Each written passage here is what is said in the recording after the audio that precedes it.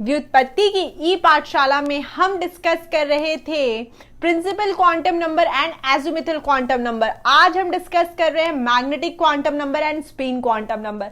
तो बच्चों ये जो टॉपिक्स होते हैं बहुत ही इंपॉर्टेंट होते हैं आईआईटी, जेईई और नीट के पॉइंट ऑफ व्यू से। ये आपके बोर्ड्स के लिए भी बहुत जरूरी है, बहुत अच्छे टॉपिक्स होते हैं, इन्हें पढ़ना बहुत जरूरी।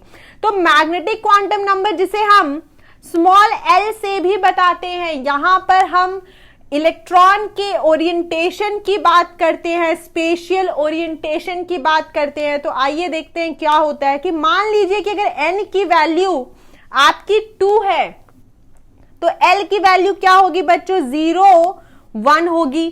तो ml अपना क्या होगा? ml होगा l अगर 0 है तो उसके लिए 0, लेकिन अगर 1 है, मैं आपको बॉक्सेस के माध्यम से बताती हूं कि यहां पर 3 बॉक्स आएंगे और 1 के लिए वैल्यू यहां पर 0 +1 और माइनस होगा। जरा इसे घर के माध्यम से समझते हैं कि घर के माध्यम से कैसे बताएंगे कि हमारा जो घर है, इलेक्ट्रॉन का जो घर है उसका एड्रेस n, वहां रूम की बातें की तो वो थी l, और अगर उस रूम के अंदर जाकर इलेक्ट्रॉन को फाइंड करने की बात करें कि इलेक्ट्रॉन उस रूम में कहां सिचुएटेड है, वो इलेक्ट्रॉन उस रूम के अंदर कहां पर स्थित है, तो ml। तो इस तरह हमने देखा कि n अगर 2 है तो l 0 1 और ml की वैल्यू 0 1 है तो -1 0 2 1 होगा। यहां पर कोई भी सब शेल के लिए जो मैक्सिमम वैल्यू होती है ml की, जो मैक्सिमम वैल्यू होती है वो 2l + 1 होती है, वो 2l + 1 होती है। तो यहां पर हम देख सकते हैं कि अगर l की वैल्यू 1 है तो वो -1 0 1 होगी। यहां पर p ऑर्बिटल्स 3 हो जाएंगे, यहां पर p ऑर्बिटल्स 3 हो जाएंगे। बच्चों अगर यहां पर आप एक बार देखिए कि अगर हमारा n = 2 और l = 0 और 1, तो 0 हमारा s ऑर्बिटल बताता है, 0 हमारा s ऑर्बिटल बताता है, और यहां पर ml की बात करें तो यह हो जाएगा 0। 1 हमारा p ऑर्बिटल बताता है और p में भी 3 p orbital, px py pz, वो हम बाद में सीखेंगे।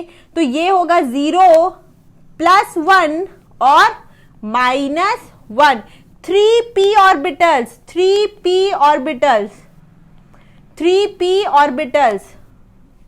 तो ये चीज हमने समझी।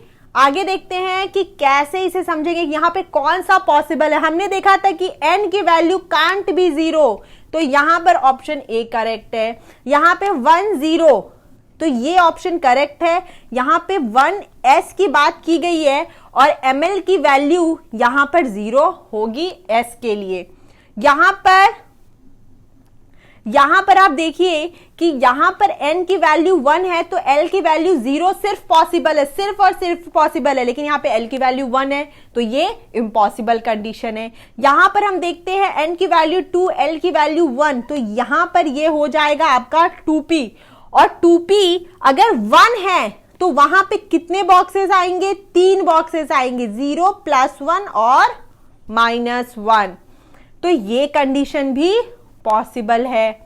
इसके बाद हम देखेंगे यहां ये कंडीशन इम्पॉसिबल है क्योंकि यहां l की वैल्यू आपकी 3 है और यहां n की वैल्यू 3 है। तो 3 अगर n की वैल्यू 3 है तो l आपका 0 1 और सिर्फ 2 हो सकता है।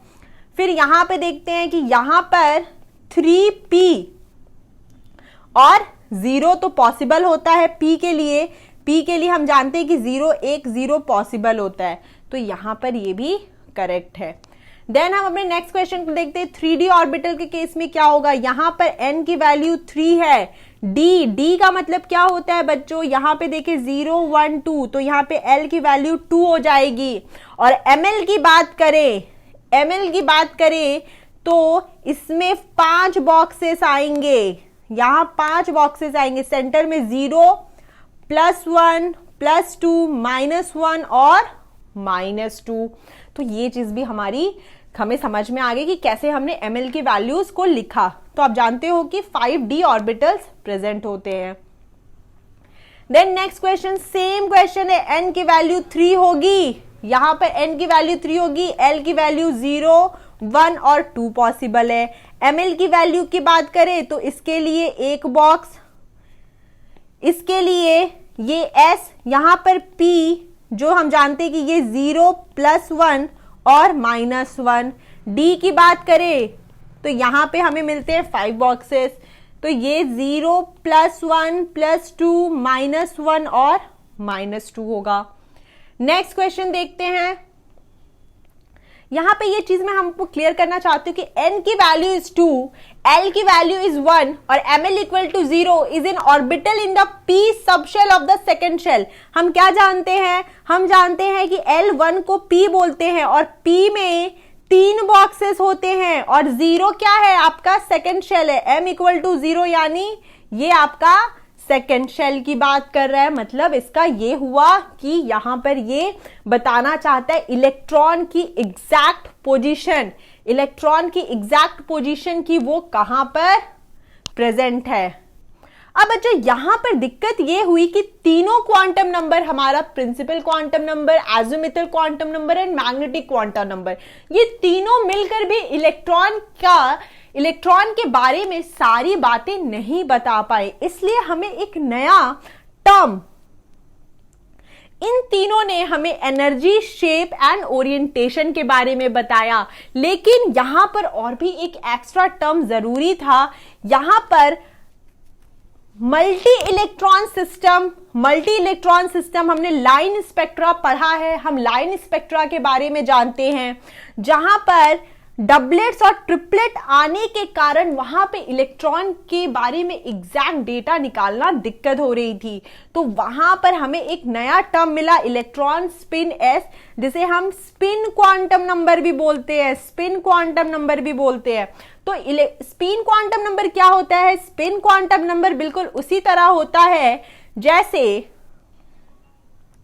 जैसे कि सन के अराउंड में प्लैनेट घूमता है, सन के अराउंड में प्लैनेट घूमता है, लेकिन प्लैनेट अपने एक्सिस पे भी घूमता है, प्लैनेट अपने एक्सिस पे भी घूमता है। बच्चों हम जानते हैं कि जो प्लैनेट होता है वो सन के अराउंड में, सन के चारों तरफ चक्कर लगाता है और साथ ही साथ वो अपने में भी घूमते रहता है।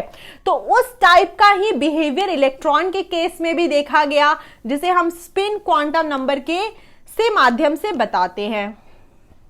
यहां पर आप देख सकते हो कि 2 ओरिएंटेशन पॉसिबल थी, एक इलेक्ट्रॉन के लिए 2 ओरिएंटेशन पॉसिबल थी। वो ओरिएंटेशन क्या थी, +½ और -½ मतलब एक इलेक्ट्रॉन +½ स्पिन और एक -½ स्पिन दोनों दिखा सकता है। तो यहां पर हम कैसे समझेंगे, आइए देखते हैं।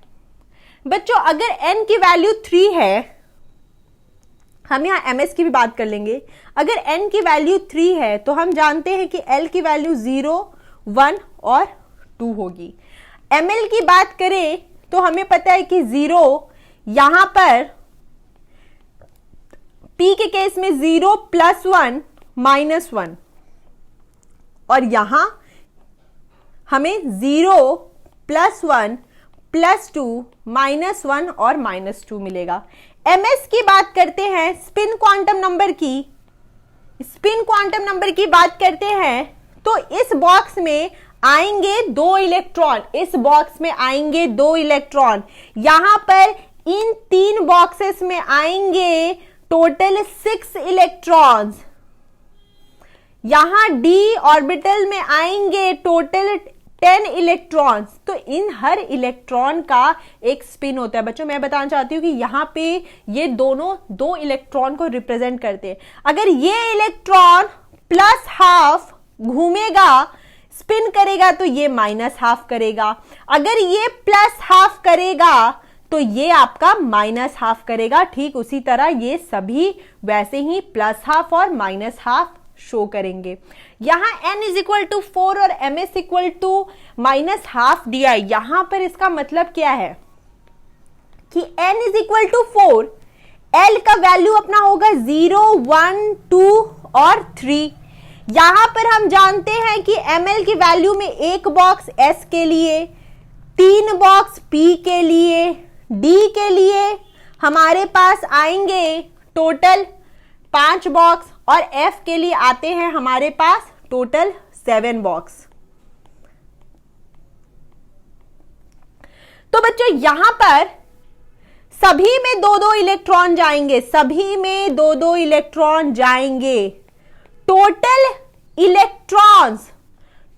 इलेक्ट्रॉन की बात करें, अगर n equal to 4th shell है, n equal to 4th shell है, तो मैक्सिमम इलेक्ट्रॉन्स वहां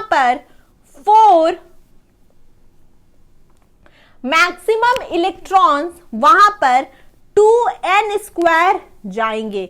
2n² की वैल्यू आएगी 32, मतलब 32 इलेक्ट्रॉन्स उस एटम के अंदर है, 32 इलेक्ट्रॉन्स उस एटम के अंदर है। तो 32 इलेक्ट्रॉन्स अगर उस एटम के अंदर है, 2n² is a maximum number of electron present in that atom, जहां जिसकी वैल्यू दी गई है n इक्वल टू 4। तो यहां पर हमने क्या समझा कि 32 इलेक्ट्रॉन्स उस एटम के अंदर है, मतलब 16 इलेक्ट्रॉन अगर प्लस हाफ ओरिएंटेशन देंगे तो बाकी 16 इलेक्ट्रॉन माइनस हाफ देंगे। तो यहां पर जो आंसर आएगा हमारा 16 इलेक्ट्रॉन आंसर आएगा, क्योंकि आपने पूछा है, इसमें पूछा गया है कि 4th शेल में ms equal to minus half वाले कितने इलेक्ट्रॉन्स आएंगे, तो टोटल 16 इलेक्ट्रॉन आएंगे। हम पहले हम सारे इलेक्ट्रॉन्स को कैलकुलेट कर लेंगे और हमें पता है कि हाफ ऑफ द इलेक्ट्रॉन आपको प्लस हाफ वैल्यू देगा और बाकी माइनस हाफ। तो इस तरह बच्चों हमने बहुत अच्छे अच्छे क्वेश्चंस को सॉल्व किया। होपफुली आपको ये लेक्चर पसंद आया हो। हमारे कमेंट सेक्शन में कमेंट करिए, कोई भी डाउट हो हमसे पूछिए, हम उसको सॉल्व करेंगे। और प्लीज शेयर, सब्सक्राइब और लाइक करिए। Thank you so much.